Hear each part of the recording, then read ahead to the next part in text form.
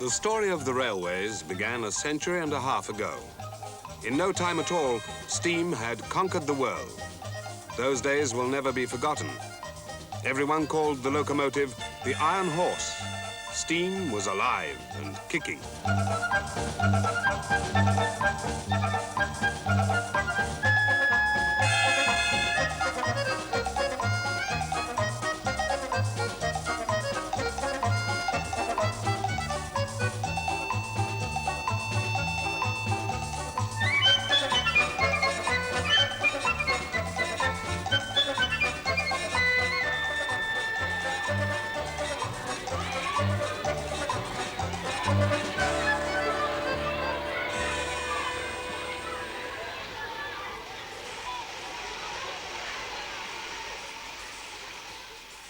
The railway builders were citizens of the world.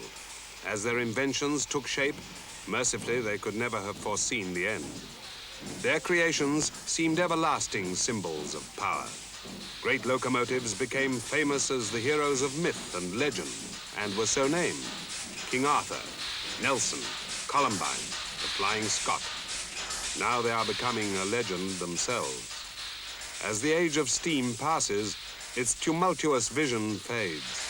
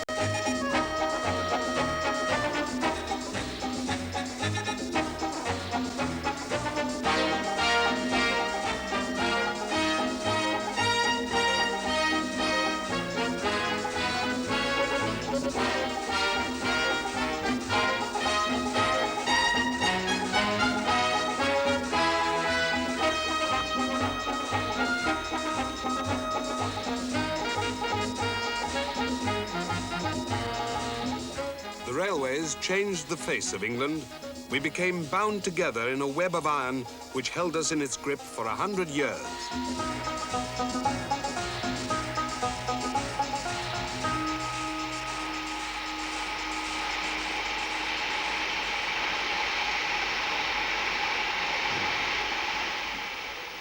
Britain's railways were built by giants. Richard Trevithick, engine maker and pioneer before his time. George Stephenson, a cowherd's son who first repaired boots and mended clocks and then built the first railway in the world. His son, Robert Stephenson, the architect of our first main lines and of many of the engines on them. Isambard Kingdom Brunel, engineer and visionary who gave his life to forging a railway west from London. And George Hudson, the king of speculators, whose schemes, half sense, half fantasy, ruined thousands who shared his lust for railway gold. The story of steam is the story of men like these. Their inventions and their will helped Britain to master the Industrial Revolution. But it was a mastery achieved by passion as well as by power.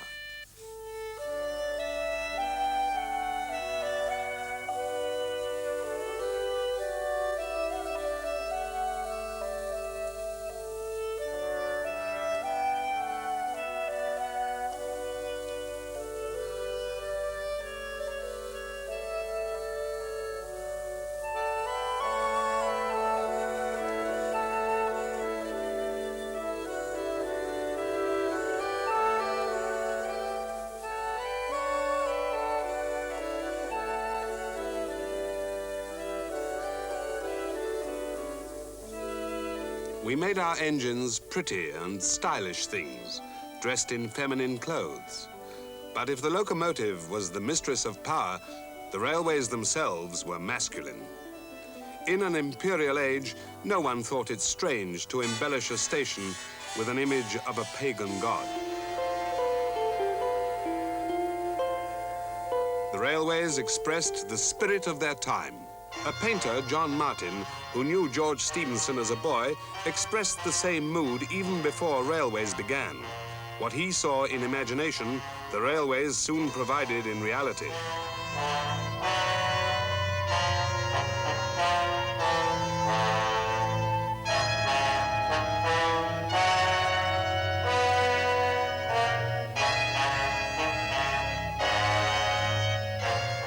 They broke like a thunderstorm over an England which had changed little since the days of Shakespeare. The railways began with coal, which used to be carried in chaldron wagons hauled by man or horse to the nearest rivers and the sea. After the invention of the stationary steam engine, steam was put on wheels, and the first locomotives appeared around the pits and mines. Yet few people understood what was happening, and when in 1808 Trevithick built a circular railway behind a fence close to where Euston Station is, no one thought much about it. But meanwhile, the north of England had become an industrial centre. By the second half of the 18th century, the country round Newcastle was thriving on its coal, wagonways, and access to the sea. The railways were made in provincial England and left their mark there. As early as 1726, a local mason in County Durham built one of the world's finest dry stone bridges to carry a wagonway from a nearby mine. His arch spanned 100 feet and still stands as proudly as any cathedral. On the Northumbrian coast, along the Tyne and Tees, they built massive wooden platforms called staithes, which stood high above the ships. From these, the coal poured directly from the wagons to the ships below. These staithes are still built on the same coast, and the old chaldron wagons, which were invented before steam existed, are still in use here and there.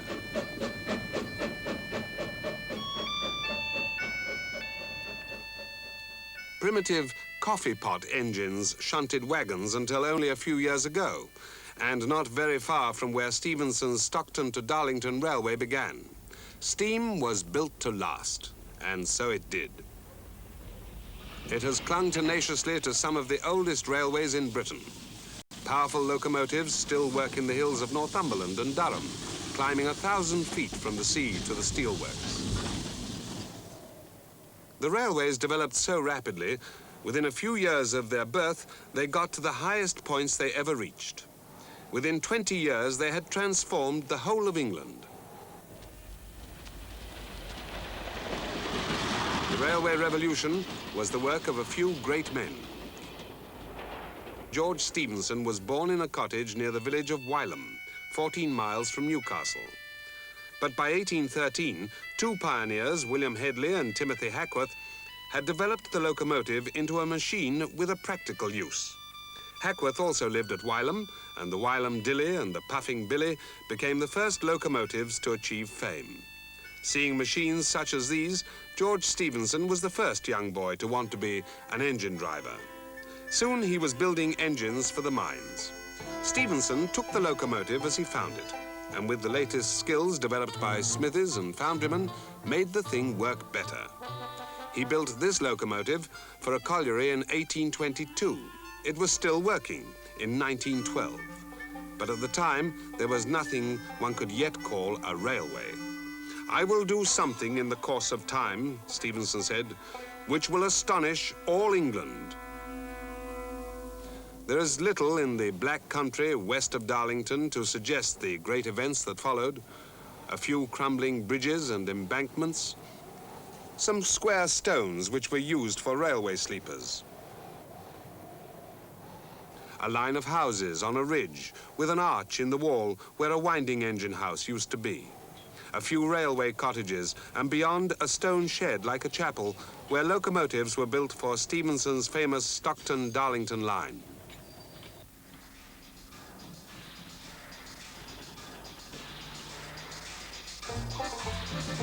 The railway was, to its shareholders, just a business proposition.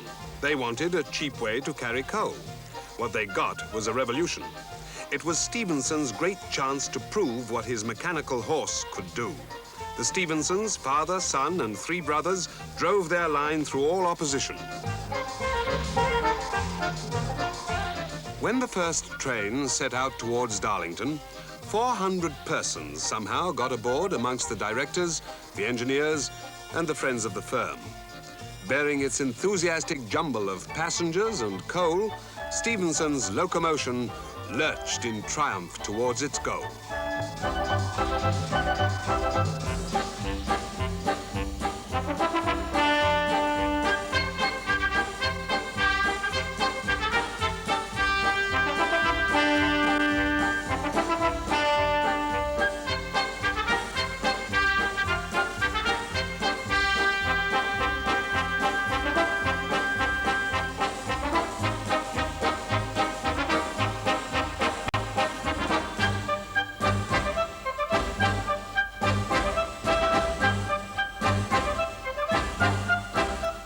People gathered from miles around to see the incredible come true. The crowds at Darlington had been gathering since daybreak. 10 or 12,000 people were said to be there. At 12 noon, and a little late, Stephenson and the locomotion steamed into Darlington. It was the 27th of September, 1825. Overnight, Darlington had become a railway town. George Stephenson was now a hero. Two great cities turned to him for aid, Liverpool with its trade to America and Manchester with its factories. The only hope was steam. They held a competition with a prize of £500 for an improved locomotive which consumed less smoke and made more speed. There were 5 entries: the 1-horsepower Cyclopede, the Perseverance by Timothy Burstall, the Sanspareil by Timothy Hackworth, the Novelty by Braithwaite and Ericsson, and the winner, the Rocket by George and Robert Stephenson. George Stephenson seized his new opportunity. It was his skill and persistence, and this alone, which found the ways and means to build the cuttings, tunnels, viaducts, and the 63 bridges which brought Liverpool and Manchester together.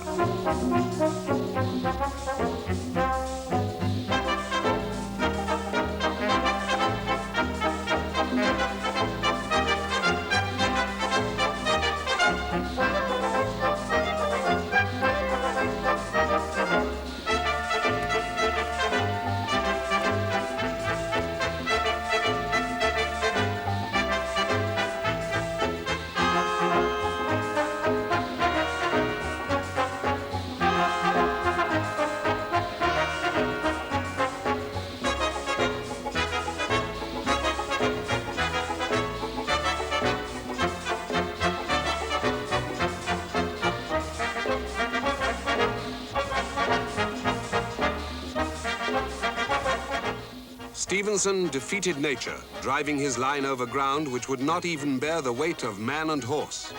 He defeated the violent opposition of landowners, the canals, and the stagecoachmen.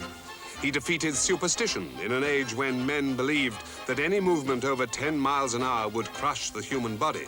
Stephenson knew better and completed the line in 4 years. In September 1830, 8 trains assembled at Liverpool with hundreds of passengers apiece. The first train carried the Duke of Wellington in a state coach that looked like a traveling Parthenon. The Duke had fought the railways tooth and nail because, as he said, they would encourage the lower classes to move about. "I see no reason," he had declared, "to suppose that these machines will ever force themselves into general use." The opening was used by the Tory party to bring about a reconciliation between Wellington and William Huskisson, Member of Parliament for Liverpool. But everything went wrong. Alighting from the train as it stopped for water, Huskisson approached the Duke in an attempt to heal the breach between them. But Rocket was on the other line. Huskisson was killed. It was a tragedy, a fiasco. But in spite of all this, the railway was an immediate success. Contrary to all expectations, the line made even more money from passengers than it did from freight.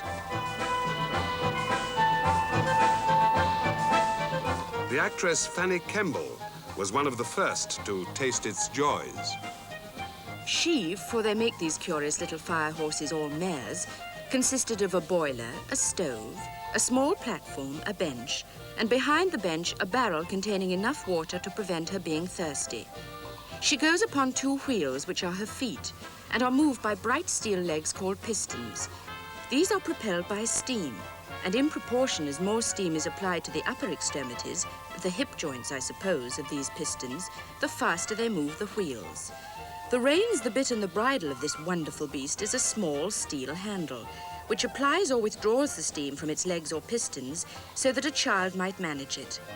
This snorting little animal, which I felt rather inclined to pat, was then harnessed to a carriage, and Mr. Stevenson having taken me upon a bench of the engine with him, we started. And now a word or two about the master of all these marvels, with whom I am most horribly in love. His face is fine, though careworn, and bears an expression of deep thoughtfulness. He has certainly turned my head.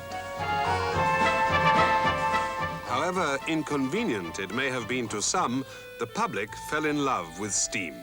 The iron horse was king, and the faithful nags and dobbins of the horse-drawn days became the first victims of mechanization. Nothing could stop the railways now. It was Robert Stephenson's turn to achieve fame. His task was no less than to build Britain's first main line from Birmingham to London. Less robust than his father, his nature contained a streak of self-doubt which haunted him all his life, but he allowed nothing to stand in his way. He hired 20,000 men. He crossed canals. He cut through hills. The enterprise was likened to the building of the Great Wall of China or the pyramids. Robert Stephenson was no Superman, but he calculated that quite apart from journeys by horse, he walked the entire distance from Birmingham to London 15 times before his work was done. Were it not for an almost unknown artist, John Cook Bourne, the son of a hatter, Stephenson's epic achievement would have gone unrecorded. Bourne's eye for detail, his gift for realizing the grand scale of what he saw, gave us an unforgettable record of the heroism of the early railway builders.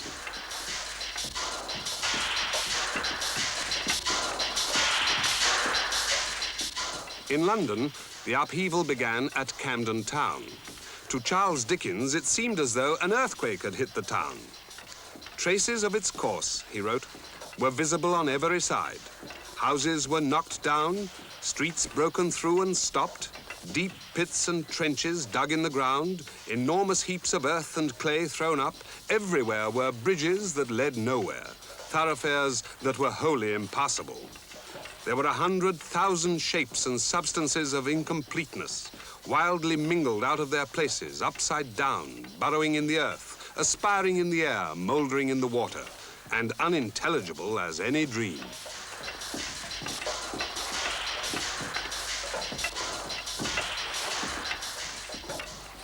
The great cutting at Tring was yet another example of nature disemboweled. The navvies refused to accept any methods which might have improved their safety, but cut their pay. Great barrows of earth were hauled up by precarious planks, by ropes and pulleys worked by horses. If a horse stumbled or stopped, the barrow plunged backwards on top of the man who held its shafts. He had no choice but to leap clear or else be crushed. Everything about the first railways was ruthless and dangerous.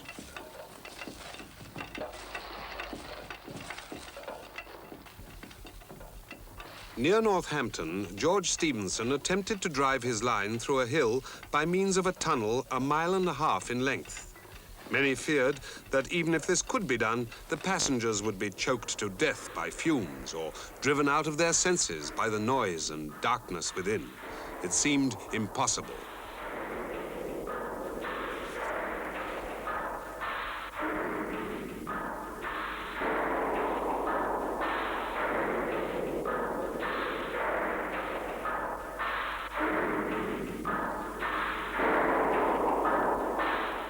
The center of the hill was a mass of quicksand. Disaster faced Stephenson as contractor after contractor fell ill and threw up the job. The directors of the line panicked, but Stephenson was not to be stopped by a mountain. 1,200 men, 200 horses, and 13 pumping engines were thrown into the battle. In 19 months, the hill was sucked dry. The men who built the railways were as tough as their jobs. The aristocrats were the navvies. They were recruited from the Highlands of Scotland, from Ireland and the sea walls of Norfolk. They had built Britain's harbours and canals. They consumed 16 to 18 pounds of beef a week.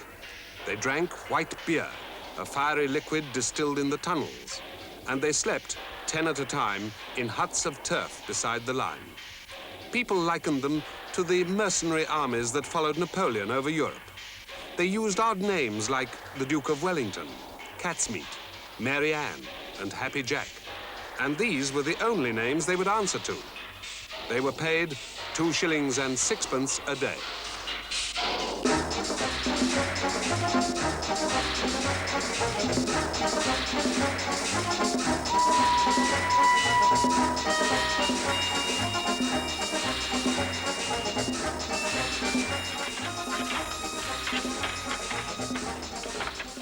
The line was opened in 1838. It was the end of feudal England. When the Cubitt brothers raised their arch at Euston, it was a tribute, modest in the circumstances, to the triumph of steam.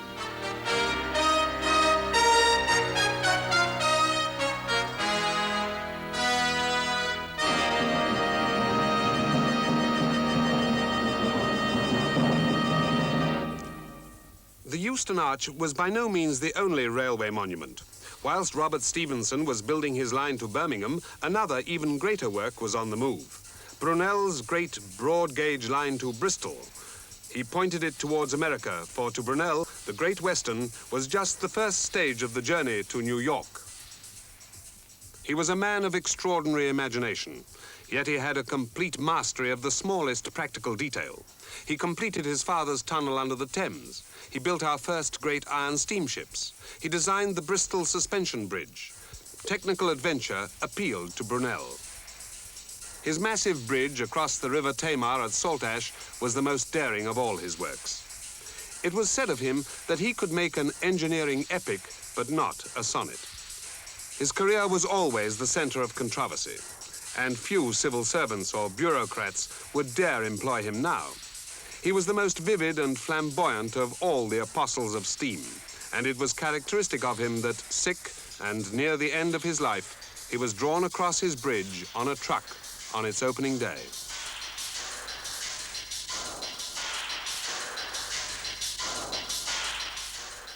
Aristocratic, expensive, and endlessly daring, Brunel began the Great Western in 1835. His big-wheeled, broad-gauge engines pounded down the track at 60 miles an hour. It was often the fastest railway in the world.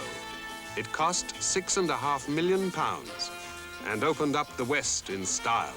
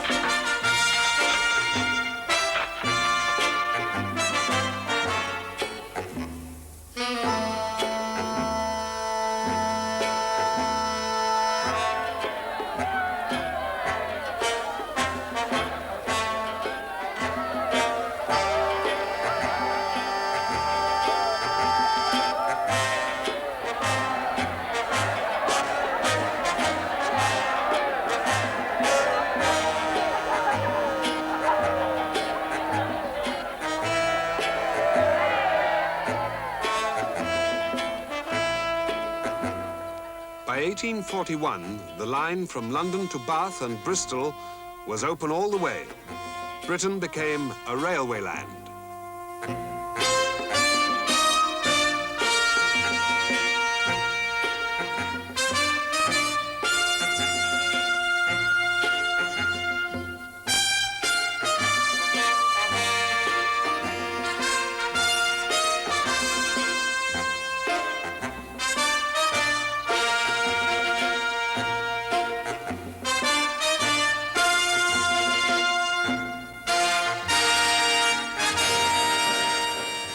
It was the beginning of the end for rural England. In 1830, only 100 miles of line were in public use. 25 years later, 9,000 miles had been built. With £80 million already invested, 563 millions more were poured into schemes for the future. Soon, the railways drew all Britain into their net.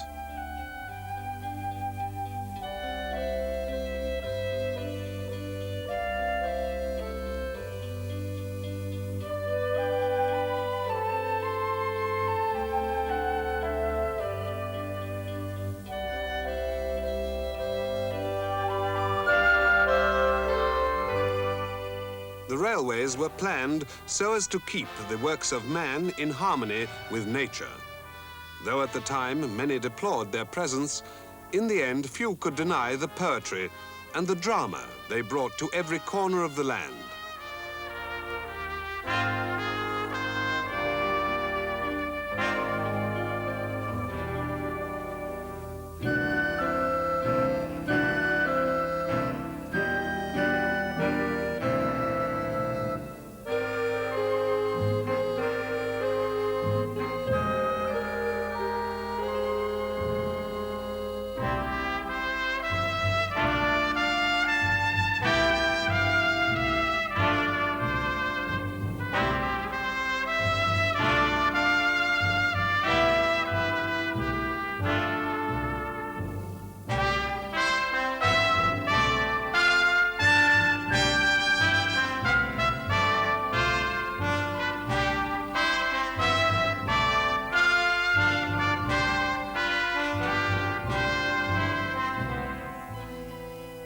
The great cities of Britain were being changed too.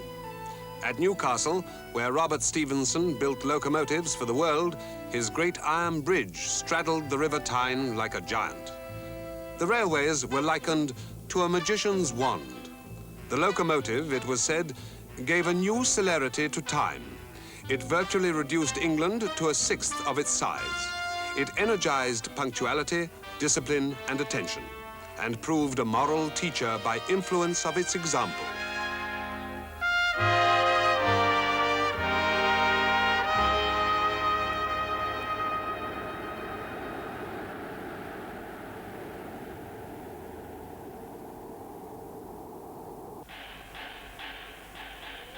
Over the years, the railways became bright symbols of industry and labor. In the railway towns, they employed hundreds of thousands of men who formed, in the structure of industrial Britain, a nation within a nation.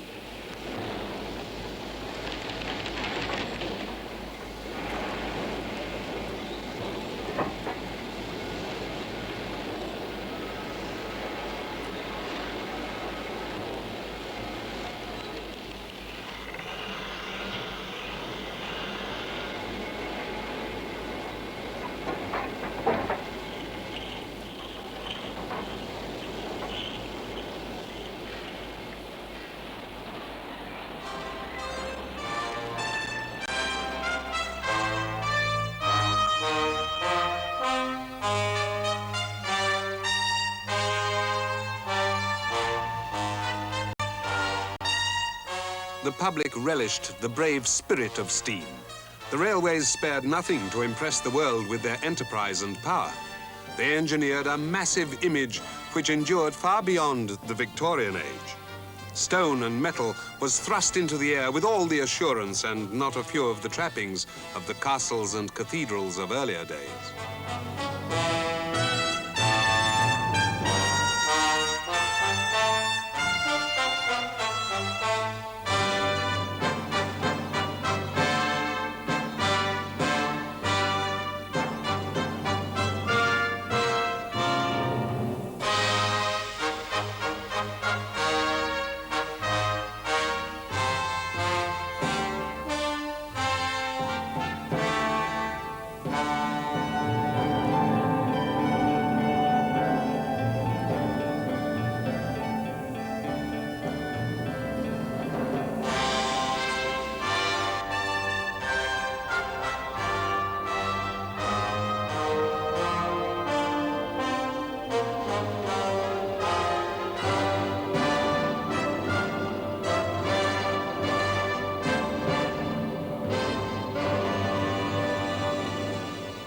The dignified temples of steam did not inhibit the romance of travel.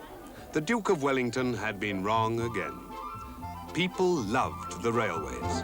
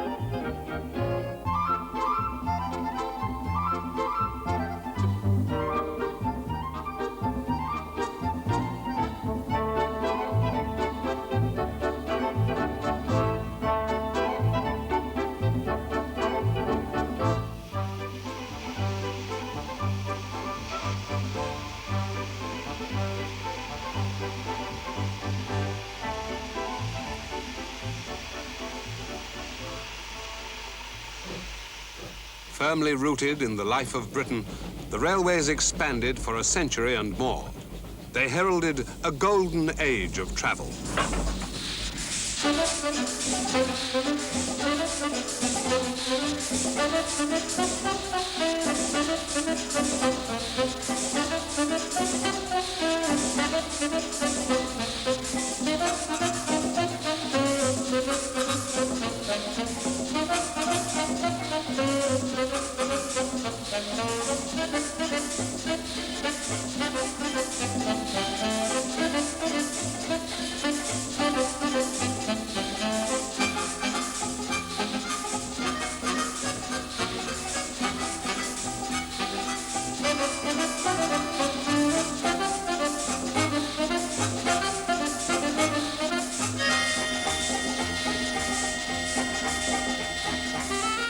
Alexander Anderson, poet and platelayer, got to the heart of it when he wrote, "Hurrah for the mighty engine as he bounds along his track. Hurrah for the life that is in him and his breath so thick and black. And hurrah for our fellows who in their need could fashion a thing like him, with a heart of fire and a soul of steel and a Samson in every limb."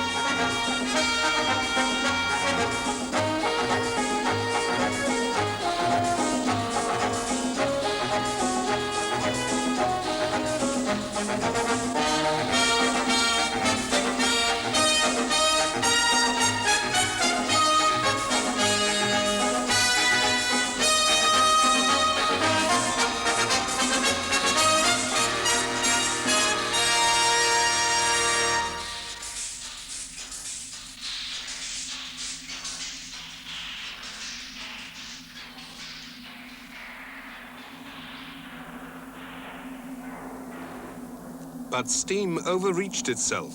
The world moved on, and steam paid little heed to change. In the kingdom of the railways, diesel and electric have usurped the throne. The glory of steam is played out, finished, gone.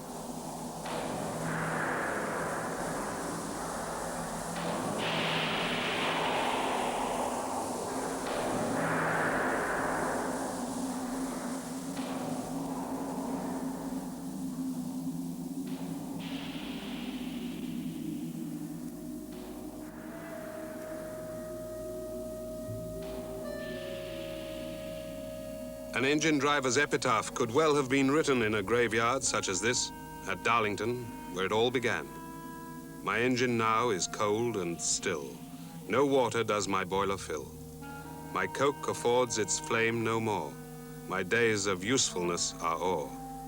My wheels deny their noted speed. No more my guiding hand they need. My whistle, it has lost its tone. Its shrill and thrilling sound is gone. My valves are now thrown open wide. My flanges all refuse to glide. No more I feel each urging breath. My steam is now condensed in death. Life's railway o'er, each station past. At death I'm stopped, and rest at last. They had pretty names, Jupiter and Jove, Columbine, John Bull, and the Lady of the Lake. What now of the illustrious names of George Stephenson, Robert Stephenson, Isambard Kingdom Brunel, the men who made steam great? Were they still alive, they would not stop now. For to understand and to master change was their common goal. It was George Stephenson who started here at Darlington and said, "I will do something in the coming time that will astonish all England."